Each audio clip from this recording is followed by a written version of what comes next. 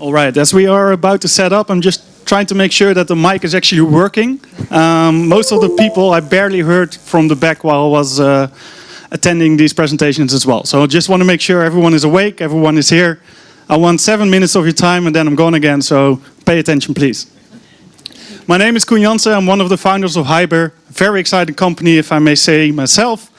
Basically we are disrupting the Internet of Things connectivity. And what is IoT to us, Internet of Things? It is short messages only with very low power. Therefore 5G, broadband internet or anything that you're used to on your mobile phone has nothing to do with IoT applications, if you ask me. Right? It's a message once per day, a few times per day, small and simple updates only. So the company is founded about 3 years ago and we see ourselves as the missing link of IoT connectivity. Therefore, we are a very disruptive connectivity platform because we have coverage anywhere in the world. That is on every ocean, even on the Arctics, because we use satellites. We are very low power. We are extremely low cost, starting at only €6 per year for every sensor that we're reading out. And with that, we are improving the lives and livelihoods of all people around the world. This is contributing to all these sustainable development goals that the United Nations has written down. And we are trying, or at least trying to help, bridging the digital divide. Now there are a few prizes below here that I'm pretty proud of as I'm one of the founders of the company, but I'll just name one of them, which is Amazon Web Services. During the reInvent conference last year, we have been elected as the Startup Company of the Year.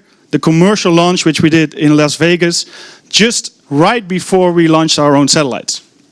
And this award has only been elected 7 times till present date, with previous companies being Airbnb, Pinterest and Netflix. So extremely proud that this Dutch company here from Amsterdam has been elected that award as well. Now back to the problem that we are trying to solve. So Internet of Things connectivity has no global solution. Of course there's Bluetooth, which is a Dutch invention. Of course there's Wi-Fi, which is a Dutch invention as well. But, yep. Nowadays, though, of course, as I heard at the beginning, LoRaWAN and a little bit of Sigfox from French are really used for IoT applications nowadays. So we saw that as well. And there, of course, is GSM, with 4G, 5G coming on later as well. Unfortunately, all these connectivity solutions combined provide less than 10% connectivity anywhere around the world. So we saw that IoT applications were finally being deployed in the field, but we want to make sure that the range of these applications become to infinity.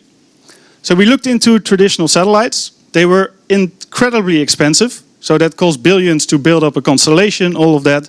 But we wanted to make sure that we could still provide service for Internet of Things applications.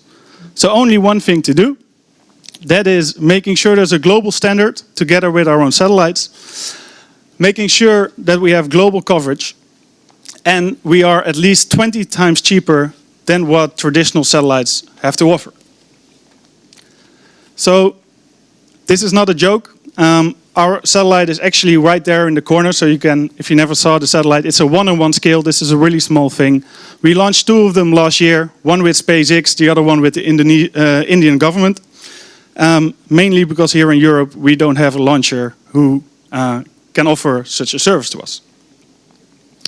So how does this solution actually work?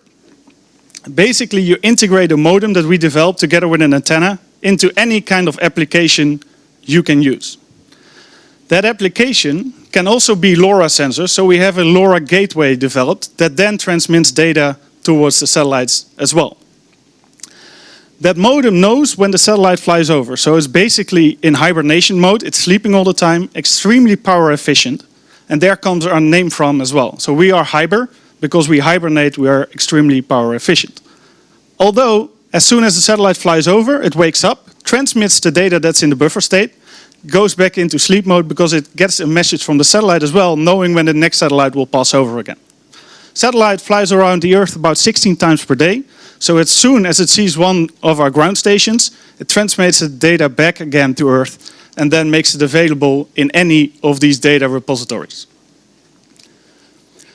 This kind of connectivity opens up all kinds of new possibilities. So what we have seen in the logistics market is that we can save 40% of fuel because trucks now finally know where they have to go.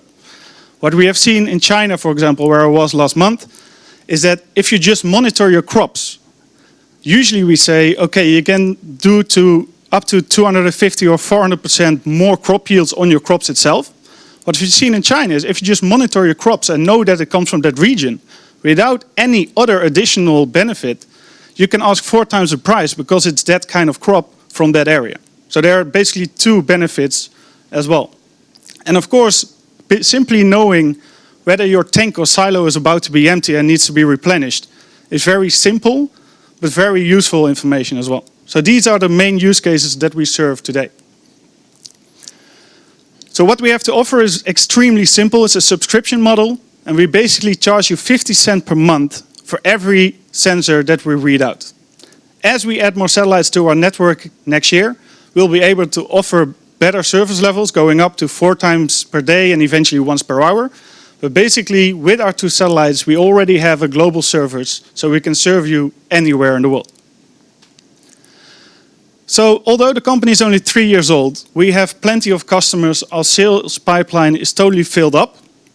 And we have big names committing to us already. So from the logistics point of view, we have DHL, for example. From the agricultural business, we are actually doing a case with AXA, the insurance company.